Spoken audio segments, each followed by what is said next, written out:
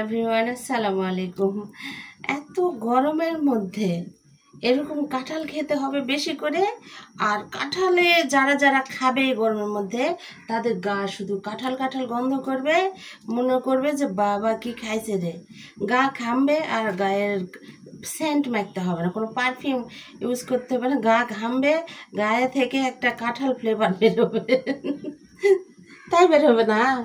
কাঁঠাল খেলে কাঁঠালেরই গন্ধ, কাঁঠাল খেলে কাঁঠালের গন্ধ। তো প্রিয় বন্ধুরা, এই যে তো এখন গরমের সময় কাঁঠালের সিজন, কাঁঠাল একটু হলেও তো খেতে হবে কম বেশি।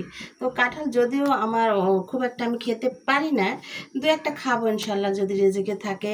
সবে মাত্র ভাঙা হচ্ছে, তো খাবো ইনশাল্লাহ। কাঁঠালটা অনেক মিষ্টি আর একটু কচকচে ওয়া, আর কচকচে ওয়া কাঁঠালটাই আমার কাছে ভালো লাগে। আপনাদের কাছে কি ভালো লাগে? যদি এরকম কচকচানি ওয়া ভালো লাগে, কচকচ করে খেতে কাঁঠাল, এরকম কাঁঠাল কার কার পছন্দ অবশ্যই কমেন্ট করে জানাবেন। কিন্তু প্রিয় বন্ধুরা আমার, সকলে ভালো থাকবেন, সুস্থ থাকবেন।